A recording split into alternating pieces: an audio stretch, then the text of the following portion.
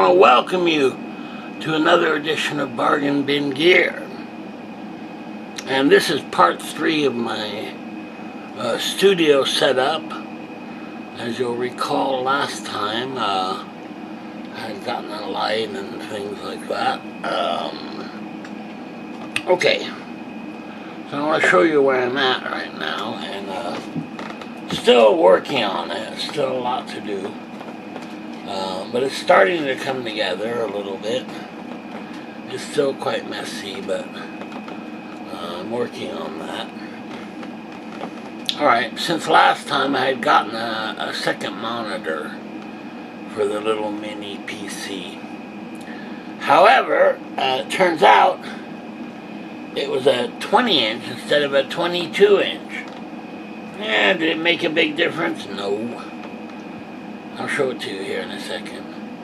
However, I don't know, I thought, well, no big deal.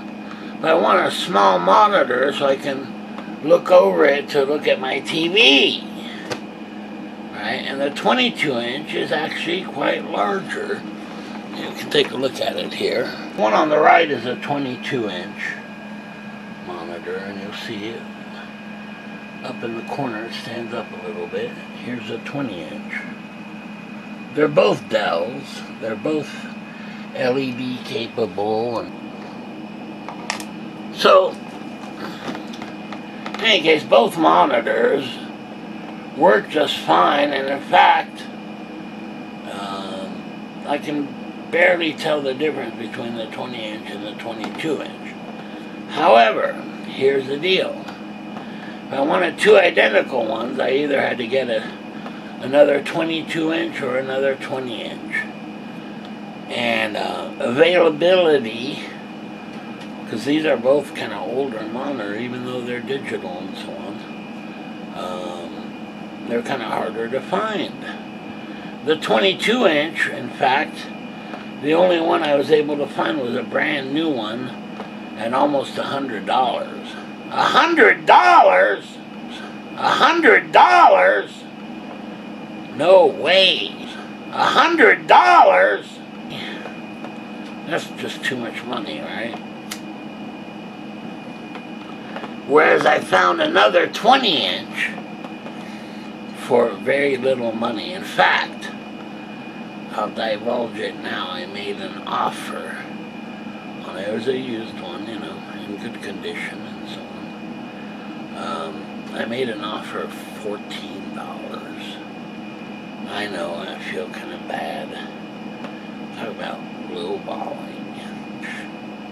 $14? That's an outrage. And it was $10 shipping too.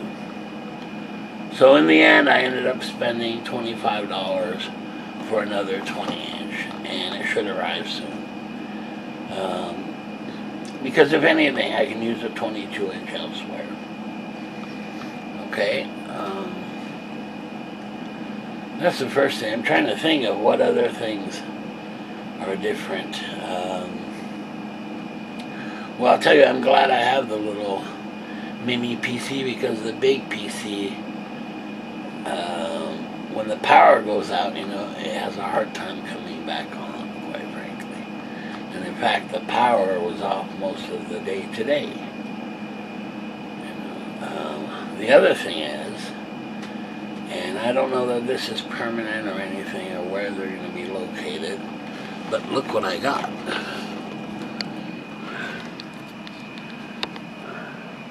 That's right, another one of these. The big old light there. So I've got one on each side. Yeah, so I got one on each side. And then I've got my audio interface. And then little lit balls. I've got those, and those don't do anything. They're just cosmetic. I'm not sure where those will go or anything. Anyway, so setting it up slowly but surely. Hooking up. Remember those power strips that I had last time in part 2. I've hooked up a couple of those so that when I turn them on, they power certain things, including on all the time when I turn them on. Right? I'll show you here.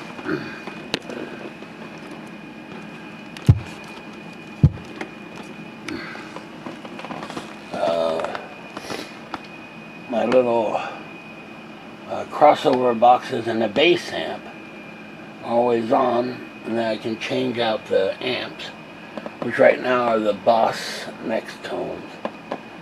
And I've got several options here. One is the Plethora X5, which I have right there, or right here the HX Effects. Right, those are the two main ones. And then the third part would be my pedal board over here. So that all depends on what I want to play, you know, for whatever reason. And I have a cooling fan, which I have it turned off so it doesn't make noise in the video. But I have to hurry because it's going to get hot if I keep it the way it is. Alright, and I wanted to show you something that makes it quite interesting, really. And as you'll recall, I mentioned a website called J-Guitar, right, which is just awesome. It's got a chord namer, chord calculator, scale calculator, and so on and so on. And in fact, I'm using it here. I can show you.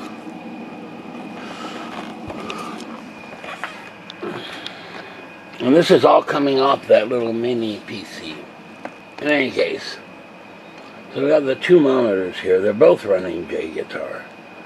This one shows the A Ionian scale or mode. It's the major scale in A, right? So it shows it all over the neck. And then over here, I have the J-Guitar chord namer, right? And so it helps me come up with different voicings and things. And for example, here we've got an A6 chord, right? Which is this fingering here. A very interesting fingering. I'll play it for you here. Okay. In fact, what you heard at the beginning of this video is basically all of these A6 chords and variants, right? And the A6 chord, right? Typical fingering is just like an A chord, right?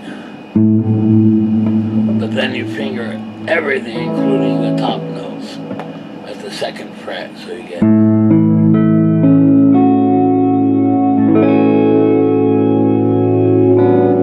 Okay? And here's the one I came up with.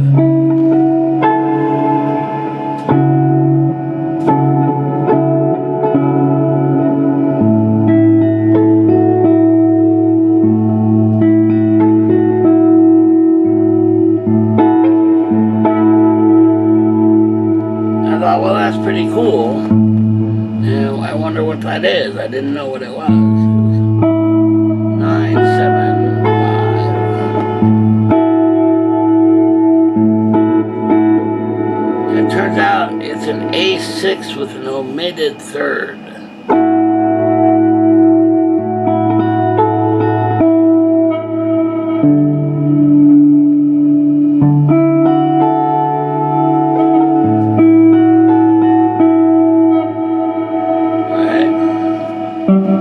Third of A, right? We've got A, B, C, and D.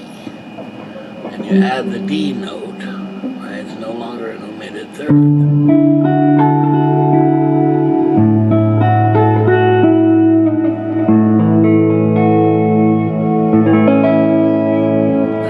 regular A, because we're an A Ionian. Now here's the cool thing. Because of the J6 guitar, the J guitar software, I discovered it has different voicings for A6, and one of them is this one.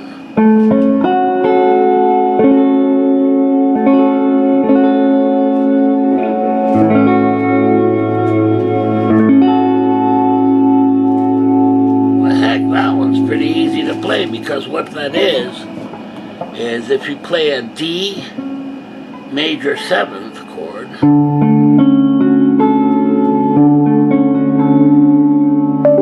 and you remove the D, you end up with A 6th chord.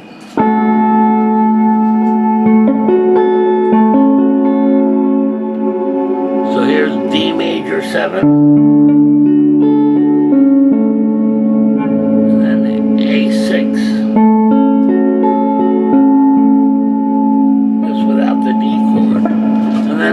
Find different voicings too.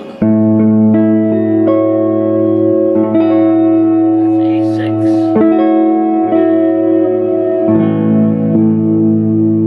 And because I know it's in the scale A Ionian, which is basically A major.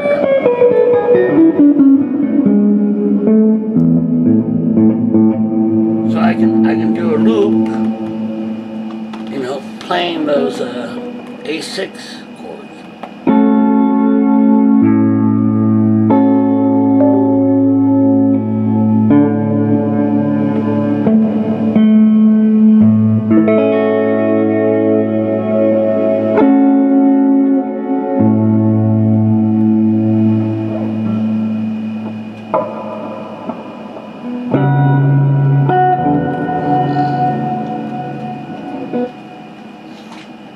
So I can just play those A6 chords to practice soloing over them.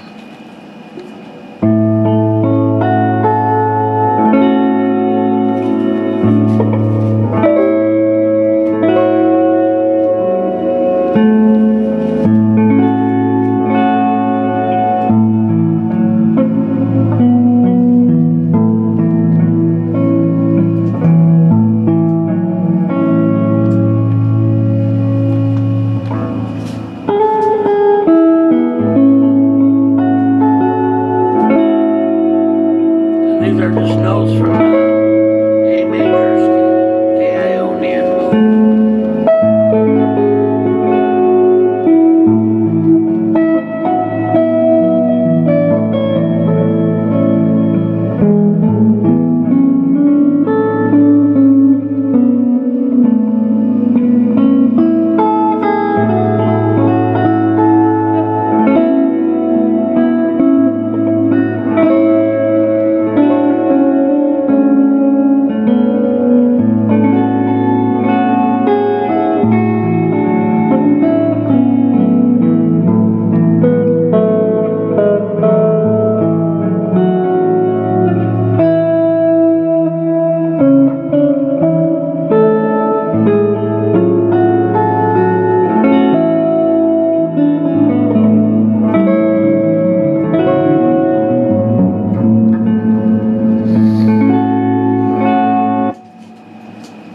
Anyway, it's a great way of learning different voicings and those kinds of things, you know, as far as that goes. The chord namer is really cool. You come up with an idea and you're not sure what the chord is. Okay, but let me show you this too. If I go to the chord dictionary, I'm writing the 6 chords, A6. Right. So it shows me all kinds of different voicings.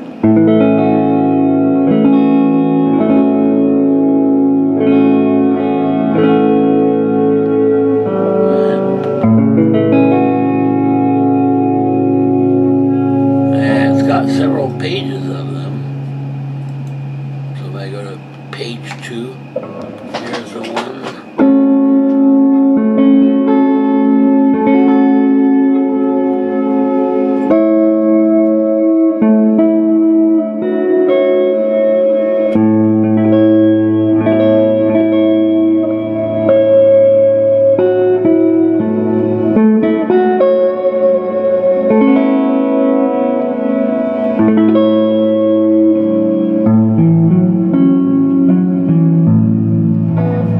so you can incorporate them into your playing.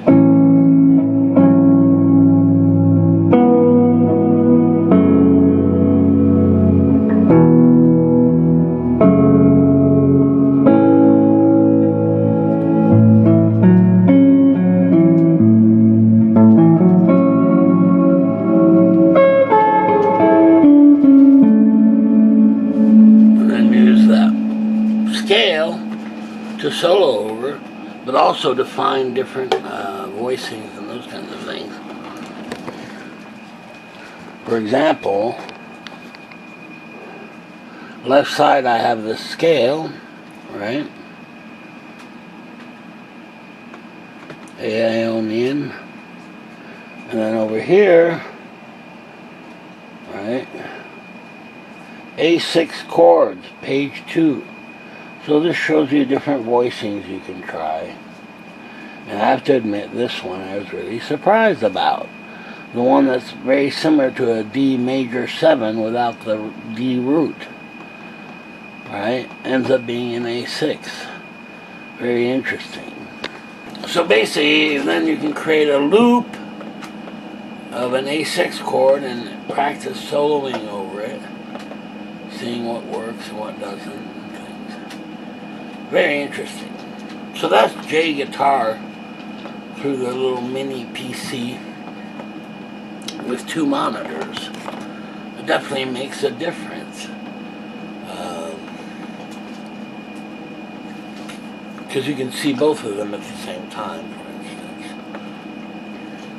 So definitely worthwhile. Now I still need to clean up the wiring and things and seeing what I'm going to hook up and those kinds of things. But that's where I'm at right now. I in fact have some 3M double-sided tape to connect the little power strips to the desk here, which will turn on and off different things, including the lights, the amps, and those kinds of things. Right?